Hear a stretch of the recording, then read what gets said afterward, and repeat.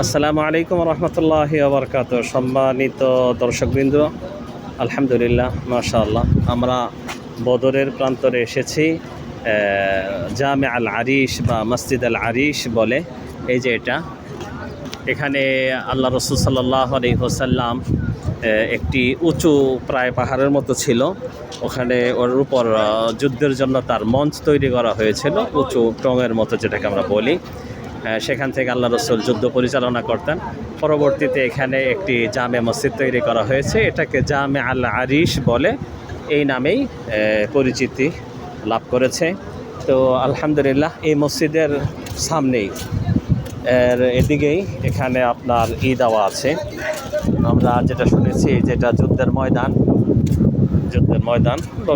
লোকারণ্য, অনেক মানুষ আসে বিভিন্ন দেশ থেকে এখানে। এটা কিছুদিন আগেও এগুলো ছিল, নিচু ছিল।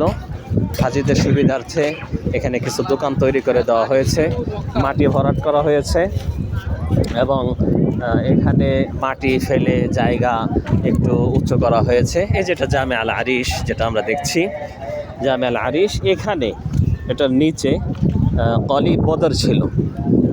কয়েক বছর আগেও আমরা দেখেছি। জায়গাটা ঠিক এদিকেই হবে, এই জায়গাতেই, যে জায়গাটা আপনারা দেখতেছেন বা এই দিকেই হবে। কালিব বদর ছিল।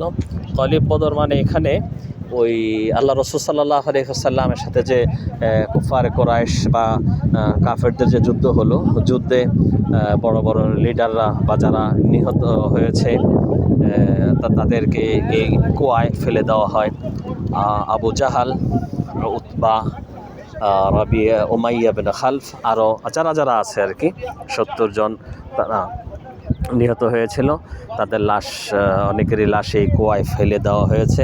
এবং আল্লাহ রসুল সাল্লাল্লাহু আলাইহি ওয়াসাল্লাম ক্ষোভ নিয়ে, কষ্ট নিয়ে তাদেরকে ডেকে বললেন যে হাল ওয়াজাদতুম মা ওয়া'দা রাব্বুকুম, তোমাদের রব তোমাদের সাথে যে ওয়াদা করেছিল তোমরা কি তা পেয়েছ? আমা ইন্নী ওয়াজাদতু মা ওয়া'দানি রাব্বি, আমার রব আমার সাথে যে ওয়াদা করেছে আমি সেটা পেয়েছি। অর্থাৎ আল্লাহ রসুল সাল্লাল্লাহু আলাইহি ওয়াসাল্লাম আল্লাহকে ডেকেছেন, যুদ্ধের নুসরত বা সাহায্য চেয়েছিলেন, আল্লাহ তাকে পূর্ণাঙ্গ নুসরত দিয়েছেন। তো এই কালিব বদর যেটা, যে ইটা ছিল, এখানে গর্তটা ছিল, এই গর্তে দেখা যায় আমাদের দেশের বলেন বা বিভিন্ন এলাকার লোকেরা বলেন, তারা ক্ষোভে অথবা অজ্ঞতার কারণে অনেক সময় জুতা, বিভিন্ন রকমের পাথর ইত্যাদি নিক্ষেপ করে। এটা অপ্রয়োজনীয় এবং এটা বাড়াবাড়ি।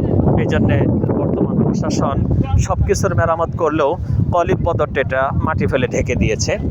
মূলত এইটাই ময়দান যেটা আমরা দেখছি। আজকে সাধারণত বদরে খুব গরম থাকে, আজকে গরম নেই, রোদ নেই, এই জন্যে একটু বাতাসও আছে, ঠান্ডা আবহাওয়া, আলহামদুলিল্লাহ। এই যে ময়দানটা আপনারা দেখতেছেন, এটাই মূলত পুরাটা। ওই যে মিনারা দেখা যাচ্ছে, আপনারা যে মিনারাটা দেখতে পাচ্ছেন সামনে সোজা দেখা যাচ্ছে সাদা, এই মিনারার পিছনে ওদিকে হচ্ছে আপনার সোহাদায়ে বদরদের কবরস্থান। আর এটা হচ্ছে আপনার জামে আল আরিশ। হাজিরা এখানে এসে থাকে, দর্শনীয় স্থান। এক সময় এখানে আসা নিষেধ ছিল। হাজিরা বদরের কবরস্থানে বিভিন্ন রকমের তাদের আরজি, তাদের দরখাস্ত লিখে পাঠাইতো, তাদের অনুরোধ, এবং শিরকি এবং বেদাতে অনেক কাজ করত। কিন্তু এখন অনেকটাই প্রশাসন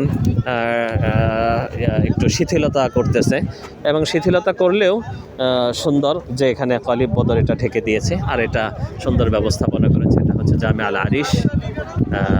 আমরা যদি এখানে আসি, এখানে এসে যদি আমাদের ঈমান নবায়নের ক্ষেত্রে যদি কিছুটা কাজে লাগে, যেন বালাদুল ফুরকান, আল্লাহ রাব্বুল আলামিন এই এলাকাকে হক এবং বাতিলের পার্থক্যকারী হিসাবে উল্লেখ করেছেন। তো আমরা যদি এই সমস্ত যুদ্ধের ইতিহাস পড়ে আমরা আমাদের মাঝে সেই যদি জিহাদি চেতনা নিয়ে যদি আমরা উজ্জীবিত হতে পারি, আমাদের ঈমানকে কিছুটা মজবুত করতে পারি, তাহলে আমি মনে করি আমাদের এই সফরগুলো আমাদের জন্য বরকতময় হবে, উপকারী হবে। আল্লাহ আমাদেরকে তৌফিক দান করুন, আমিন। আসসালামু আলাইকুম ওয়া রাহমাতুল্লাহি ওয়া বারাকাতুহু।